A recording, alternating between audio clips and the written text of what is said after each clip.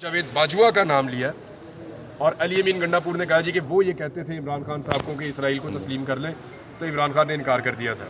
दूसरी ये जो 6 महीने वाली एक्सटेंशन है ना, ये मैंने इससे पहले ये बात ऐसा सुनी नहीं, लेकिन ये सबको पता है कि जनरल बाजवा एक्सटेंशन चाह रहे थे और ये बात इरफान सिद्दीकी साहब ने भी की है, PMLN के सेनेटर हैं, और वो ये कह रहे हैं कि जनरल बाजवा ने यहाँ तक कहा था कि अगर एक्सटेंशन नहीं मिलती तो फिर मैं मार्शल लॉ लगा दूँगा। तो ये इरफान सिद्दीकी साहब का इंकशाफ था, ये ज़्यादा खौफनाक था। लेकिन ये जो 6 माह वाली एक्सटेंशन है, इसका हमें नहीं पता कि उस वक्त जब तहरीक अदम एतमाद आई थी 8 मार्च 2022 को, उस वक्त जनरल बाजवा ने कहा हो कि आप 6 माह की एक्सटेंशन दें तो मैं ये जो है इसको ख़त्म कर देता हूँ, अदम एतमाद को ख़त्म करवा देता हूँ। ये वाली ऑफ़र का कल अली अमीन गंडापुर ने बताया और वो ये कह रहे हैं कि ये परवेज़ खट्टक हमारे साथ चले और चल के खाना काबा में बात करें। तो ये एक अलग और इम्पॉर्टेंट चीज़ है, नहीं इसको देखें अब इसके ऊपर किस किस्म का रिस्पॉन्स आता है। नवाज शरीफ की सियासत के ऊपर क्या कहेंगे? नवाज शरीफ क्या मौजूदा आर्मी चीफ को आपका तजिया क्या कहते हैं, एक्सटेंशन देगा? देखिए, नवाज शरीफ साहब के सारे तजर्बे नाकाम हो गए हैं। अब कर के उन्होंने ये गवर्नमेंट ले ली है, या तो नवाज शरीफ अपोजिशन कर सकते हैं या हुकूमत कर सकते हैं, या वो अपोजिशन करेंगे या वो हुकूमत करेंगे, दोनों में से एक चीज़ कर सकते हैं मियाँ साहब ना। और अगर उन्होंने अपनी मकबूलियत और अपनी सियासत को बचाना है तो फिर उनको जो है वो स्टांस लेना पड़ेगा, पोजीशन बनानी पड़ेगी, बयानिया उनके पास होना चाहिए।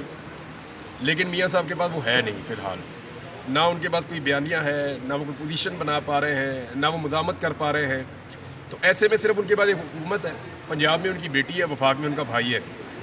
तो ये दोनों मिलकर अब जैसे भी चला लें, ये जितना अरसा ये कर सकते हैं इसको कर लें। मियाँ साहब को भी नज़र आ रहा है, अब देखना ये है कि मियाँ साहब अपनी कौन सी हुकूमत कुर्बान करके तो मुज़ामती बयानियाँ बनाएंगे। अदरवाइज़ इस वक्त उनकी जो सियासत है ना, अब मैं आपको सीरियसली ये बता देता हूँ कि कल लिबर्टी चौक से मुझे अनस गुंदल आप ही के साथी हैं, उन्होंने मुझे कल बताया कि 12 लोग हमारी क्रिश्चियन कम्यूनिटी से और 40 प्लस 43 या समथिंग वो कह रहे थे, इतने लोग जो है मुस्लिम लीग नून के इकट्ठे हुए थे कल इतने बड़े दिन पे 9 मई पे। तो कहते ये टोटल वहाँ पे एहतजाज था, ये PMLN की इस वक्त सिचुएशन है। तो इसमें मियाँ साहब की मकबूलियत या मियाँ साहब का बयानिया वो तो कहीं खड़ा ही नहीं है। जो बयानिया मियाँ साहब ने बनाया था उसके ऊपर बिल्कुल 180 का शिफ्ट मार के मियाँ साहब दूसरी तरफ निकल लिए। अच्छा, इमरान रियाज साहब, अभी आपने कहा कि कोई डील नहीं हो रही, तो मुस्तकबिल करीब में एज ए जर्नलिस्ट की नज़र से आपको क्या लग रहा है, तो होगा क्या?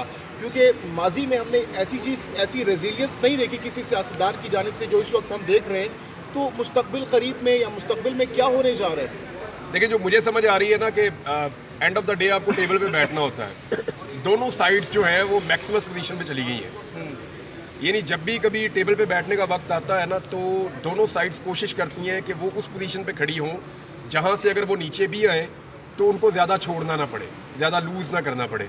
अल्टीमेटली तो बैठना ही पड़ेगा, अल्टीमेटली तो रियासत को और पाकिस्तान तहरीक इंसाफ के साथ रियासत को बैठना पड़ेगा। They are part of it. देखें, पाकिस्तान तहरीक इंसाफ को आप डिनाई नहीं कर सकते, वो इस वक्त सिस्टम का एक बड़ा हिस्सा है, और अगर आप उन्हें खुला छोड़ें तो वो पूरा सिस्टम अपने कंट्रोल में लेने की ताकत रखती है। इतनी बड़ी सियासी जमात है इस वक्त। तो मुझे नहीं लगता कि उनके साथ बातचीत किए बगैर गुजारा होगा। अच्छा, ये कितनी देर में होगी ये एक बड़ा अहम सवाल है, इसके ऊपर अभी ये डिबेटेबल है। दूसरा, किन शराइत पे होगी ये भी डिबेटेबल है, लेकिन अब ये कि ओपनली आके इमरान खान माफ़ी मांगेगा ये दिखाई नहीं दे रहा।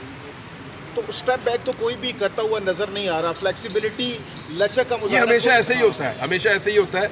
देखिए, अगर आप ये नवाज शरीफ के फार्मूले को अपने जहन में रख के आप इमरान खान को डिसाइड करेंगे तो होगा नहीं होगा। वो डिफरेंट आदमी है और उसको अलग तरह आपको स्टडी करना पड़ेगा।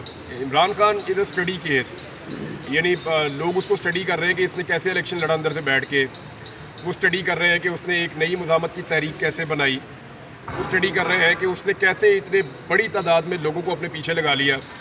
लोग स्टडी कर रहे हैं कि बयानिया बनाने में वो आदमी किस तरह इतनी महारत रखता है कि सब उसके बयानिए पे इत्तफाक करते हैं। ये सारी चीज़ें हैं जो पहली दफ़ा हो रही है इस मुल्क में, और सोशल मीडिया का इसमें कितना बड़ा रोल है ये खुद एक बहुत बड़ी स्टडी है।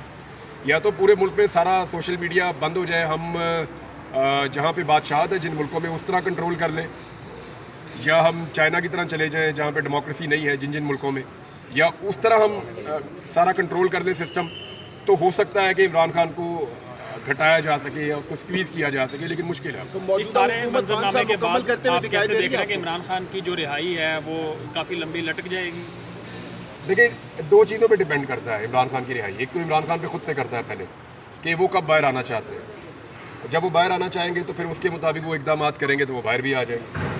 दूसरा डिपेंड करता है कि इंटरनेशनली चीज़ें किस तरफ जाती हैं। और तीसरा जो है वो एक और भी इम्पॉर्टेंट फैक्टर है, वो आपकी अदलिया है। अगर अदलिया अपनी स्पेस वापस गेन कर लेती है, जैसे केसेस चल रहे हैं वहाँ सामने सुप्रीम कोर्ट में भी चल रहे हैं, यहाँ लाहौर हाई कोर्ट में भी, इस्लामाबाद हाई कोर्ट में भी अब 2 केसेस कंटेम्प्ट के लगे हुए हैं। ये बहुत इंपॉर्टेंट है, यानी ये आप ये समझें हिस्ट्री बन रही है और ये बहुत बहुत बहुत अहम है।